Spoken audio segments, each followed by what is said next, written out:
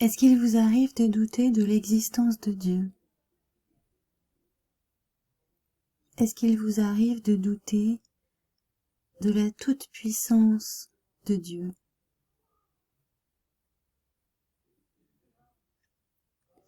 Est-ce qu'il vous arrive de douter du vaccin? Est-ce qu'il vous arrive de douter de la toute-puissance humaine à contenir la maladie ou à réguler les phénomènes terrestres?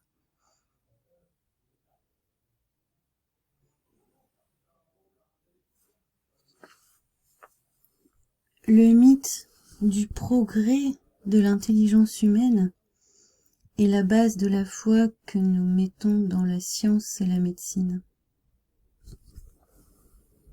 En fait, c'est une des déclinaisons de l'évolutionnisme. C'est-à-dire qu'on croit que l'intelligence humaine, au fil des siècles, au fil des époques, ne fait que se développer exponentiellement. Du coup, si on ne croyait pas à ça, si on ne croyait pas à ce développement exponentiel de l'intelligence humaine simplement du fait que le temps passe, il nous serait difficile de justifier que la doctrine qui a été appliquée pendant des siècles par nos ancêtres n'avait aucune valeur. C'est plus facile de dire que leur doctrine n'avait aucune valeur si avant c'est moins bien, maintenant c'est mieux et demain ce sera encore mieux.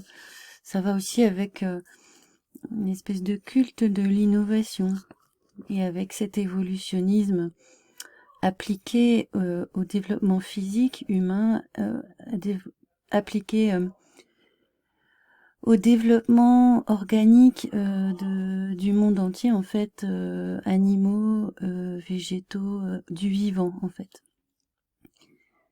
Donc cet évolutionnisme appliqué au vivant de manière métaphorique, en quelque sorte, est appliqué aussi à l'idée de développement illimité de l'intelligence humaine. Pourtant, il fut un temps où la maladie n'existait pas. En tout cas, le concept de maladie en tant que chose, en tant qu'objet, ne se rapportait à rien, n'existait pas. Au Moyen-Âge, les maladies, en tant qu'ensemble de symptômes, étaient le résultat d'un déséquilibre ou d'une désorganisation du corps, d'un problème d'équilibre rompu. Ça ne signifiait pas qu'un corps étranger s'était introduit, qu'un agent pathogène avait un agent pathogène matériel en fait s'était introduit. La maladie, c'était pas une chose qu'on pouvait attraper et qu'on pouvait regarder avec une loupe en fait. C'était juste un ensemble de conséquences liées à une désorganisation du corps qui initialement avait été créé, organisé. Donc guérir revenait à réorganiser ou à tenter de savoir ce qui avait créé cette désorganisation pour faire cesser la désorganisation. Il ne s'agissait pas de s'en prendre à un ennemi qui aurait une existence tangible en fait.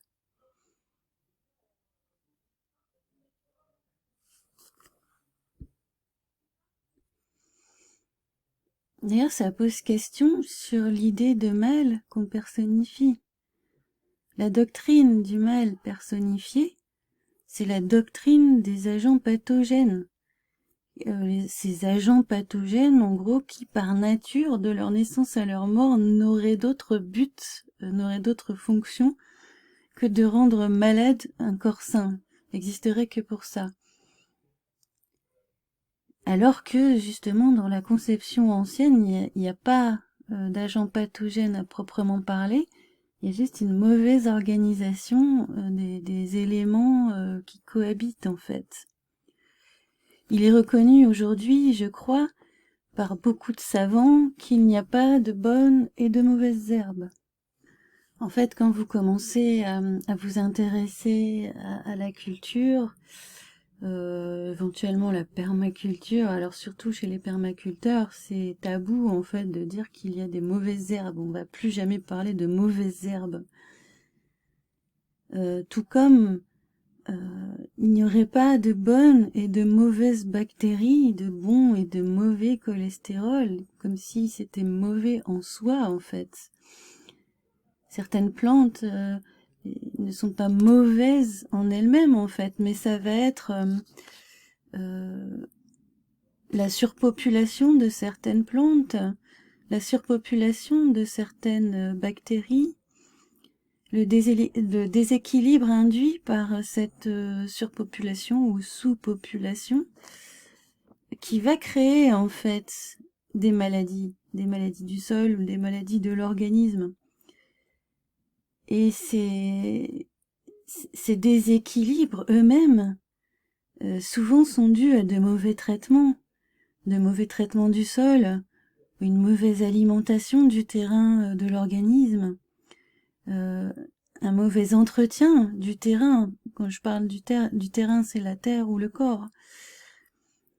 En gros, à la transgression de certaines lois naturelles. Donc le mal, en fait, n'a pas d'existence pour lui-même. Il est simplement l'absence de bien, comme diraient les théologiens. C'est parce qu'il manque un certain ordre qu'il y a du désordre, c'est parce qu'il y a un certain déséquilibre qu'il y a une maladie, et non pas parce que un individu, un être naturel serait mauvais par lui-même en fait. Bon, j'avais commencé à regarder une émission critique sur les effets secondaires graves du vaccin, les effets dits secondaires, hein, parce qu'en général c'est des effets tout court. Et donc il y avait là un médecin, une généticienne, le proche d'une victime du vaccin. Et tout ce petit monde était introduit par une journaliste qui, avant la mise en œuvre de tout témoignage, annonce, comme on annoncerait une mention légale, « Bien sûr, nous ne remettons pas en cause le principe même des vaccins. » Donc en préalable à toute parole, on annonce qu'il n'y aura pas de remise en cause du principe même des vaccins. Comme si, en fait, la découverte d'un petit chimiste français à l'aube du XXe siècle, d'ailleurs personnage aujourd'hui reconnu comme faussaire hein, par rapport à ses travaux sur la rage, comme si cette découverte était devenue alors une vérité éternelle, intouchable. Alors j'ai pas eu envie de regarder la suite de l'émission du coup parce que je me suis dit bon ben la critique ne va pas très loin en fait. Si déjà on s'interdit dès le départ de franchir une ligne, de franchir cette ligne-là, ça vaudra pas la peine d'écouter. Alors les vaccins ont-ils jamais soigné qui que ce soit? J'en sais rien. J'en sais rien puisque ça part d'un postulat que on postule sur ce qui serait arrivé si on n'avait pas vacciné, mais comme c'est impossible à vérifier, on peut pas savoir. Mais ce que j'ai compris, c'est que c'est une question qu'on ne doit pas se poser si on est bien élevé. On n'a pas le droit de se demander si les vaccins servent à quelque chose, s'ils fonctionnent en fait, si un jour ils ont fonctionné. En général, on entend le slogan ou on sort le slogan « Les vaccins ont sauvé des millions de vies ». Ça, c'est le slogan indiscutable qu'on a tous entendu. On ne sait pas d'où il sort, de quelle vie on parle, mais il est de bon ton de le répéter pour peut-être montrer qu'on n'est pas si complotiste que ça. C'est la mention légale, en fait, c'est l'estampille complotiste audible, on va dire. Ça pourrait heurter la bienséance en fait de poser la question est-ce que vraiment les vaccins c'est une bonne stratégie médicale? C'est le message en tout cas.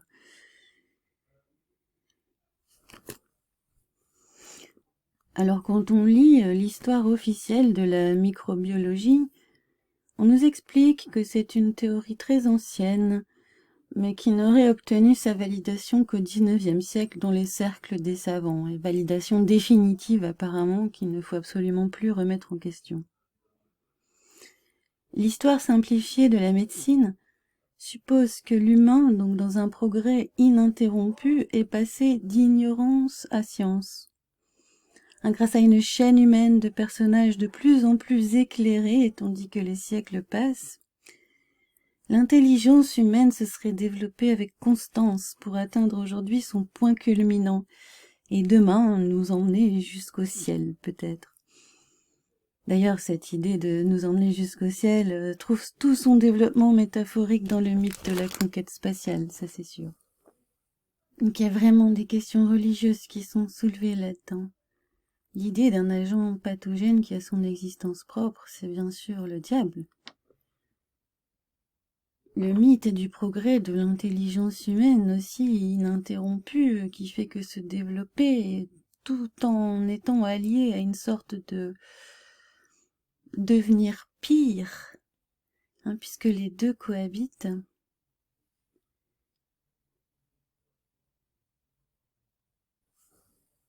C'est sûr qu'il y a quelque chose de religieux. Et comment est-on arrivé aussi finalement en tant que croyant, en tant que disciple du Christ, à suivre, à devenir disciple de la médecine aussi? Ça c'est difficile à comprendre puisque le Christ dans les évangiles c'est le médecin, c'est celui qui soigne, et on ne parle pas que d'un caractère métaphorique de soigner l'âme, mais c'est celui qui soigne le corps. Il passe son temps à guérir les aveugles, à guérir les boiteux, à faire marcher les paralytiques, à ressusciter les morts.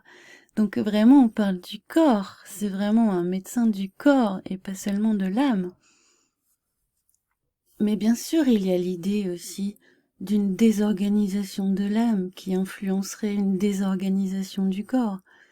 Donc le mal en lui-même, de la même façon, n'existe n'a pas d'existence propre, que le péché, en fait, est une sorte d'absence de vertu, et qu'en recouvrant la vertu, en se tournant vers le bien, finalement, la maladie disparaît d'elle-même, en fait. Et en soignant l'âme, le corps, lui aussi, trouve sa guérison. C'est donc surprenant que des croyants, que des chrétiens puissent mettre plus de foi dans la médecine humaine que dans la médecine du Christ. Mais c'est pourtant malheureusement extrêmement répandu. Mais bon, pour moi c'est très triste. Mais surtout, je voudrais aussi parler de ce fond religieux de la médecine, et depuis le début, puisque la médecine d'aujourd'hui, qui est presque entièrement en fait le suppôt de la chimie et de la drogue en fait, s'est mis en place petit à petit au fil des siècles jusqu'à aujourd'hui en fait, nous interdire de douter, nous interdire de remettre en cause sa doctrine. La phrase que j'ai entendue en préalable des témoignages de l'émission « Nous ne remettons bien évidemment pas en cause le principe du vaccin » montre bien à quel point nous sommes aujourd'hui dans cette religion médicale où il est interdit en fait de douter de la doctrine qui nous est mise entre les mains. Et c'est cette doctrine médicale qui est censée gouverner les décisions politiques. Donc on est vraiment dans les mêmes jeux du religieux et du politique comme l'humanité a toujours connu, sauf que aujourd'hui, ce qui joue le rôle du religieux, c'est la science et particulièrement la médecine, qu'il est interdit de remettre en question. Allez dire à quelqu'un que vous n'avez pas confiance dans la médecine. C'est comme si vous disiez que la connaissance, ça vous intéresse pas. Allez dire à quelqu'un que vous avez des doutes sur l'efficacité de la médecine ou sur la véracité des connaissances humaines dans le domaine médical.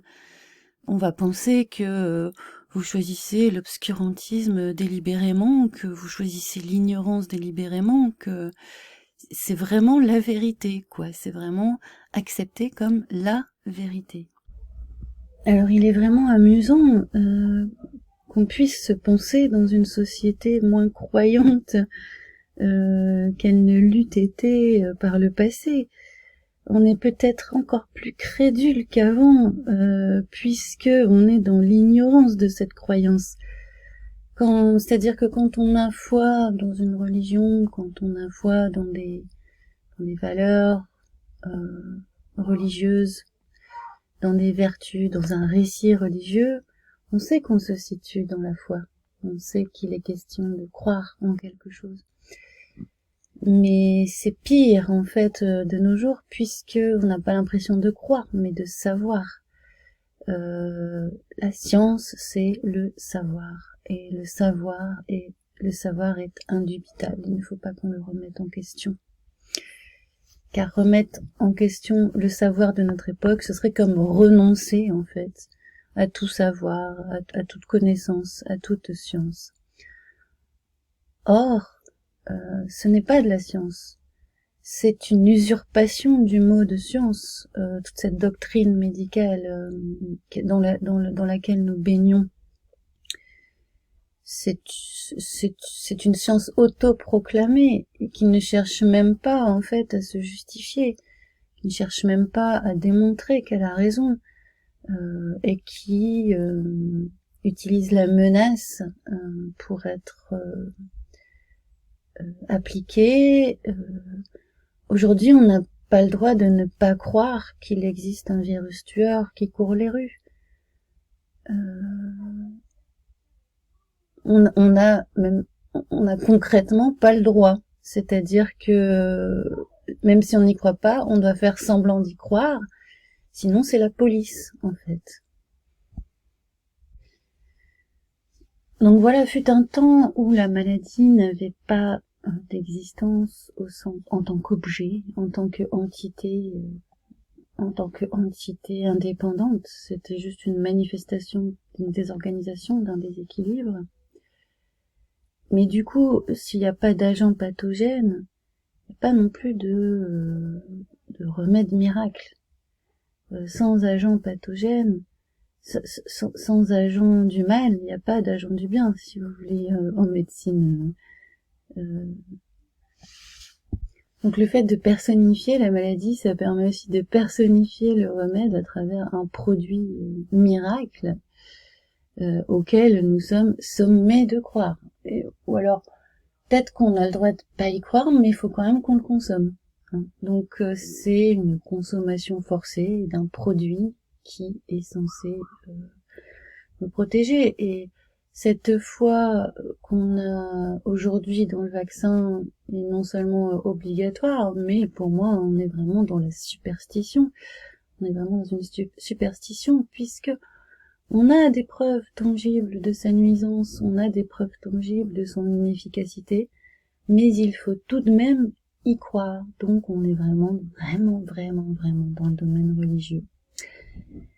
Malgré l'évidence de ce qu'on observe autour de nous, on doit quand même y croire, et c'est vraiment, on est vraiment chez Orwell, où on nous demande par la torture d'avouer que 2 + 2 font 5, quoi. Voilà, bon, c'est tout ce que j'avais à dire pour aujourd'hui. Je vous dis à bientôt.